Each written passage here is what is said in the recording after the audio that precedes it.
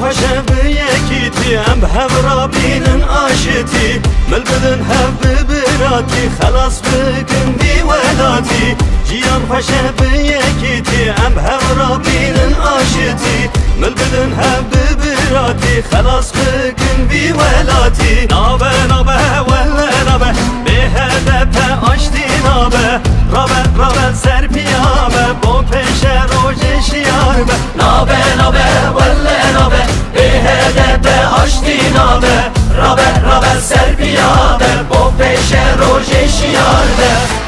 Bizim en büyük kazanımımız barış olacak, barış. Diyorum ya, sandıktan kıymetlidir, koltuktan kıymetlidir. Seni halen başkan yaptırmayacağız, halen başkan yaptırmayacağız. Ege'den Karadeniz'e selamlar getirdik size.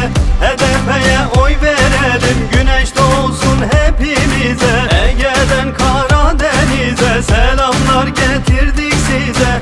HDP'ye oy verelim, güneş doğsun hepimize. Biz sözümüzü söyledik, başkan olamazsın dedik. Mücadelenin sonunda biz saraya diz çökmedik. Biz sözümüzü söyledik, başkan olamazsın dedik.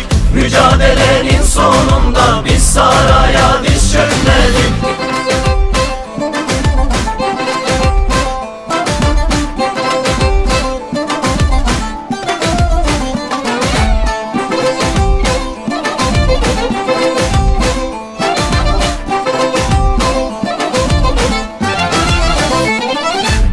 Demokrasiydi fazım, velatperver açtı fazım. Evvelatı tevgerraya geldi bindestendir sozum. Demokrasiydi fazım, velatperver açtı fazım. Evvelatı tevgerraya geldi bindestendir sozum. Nabe nabe velle nabe BHDP açtı nabe Rabe serpiyabe Bo peşe roje şiarbe Nabe nabe velle nabe BHDP açtı nabe Rabe serpiyabe Bo peşe roje şiarbe.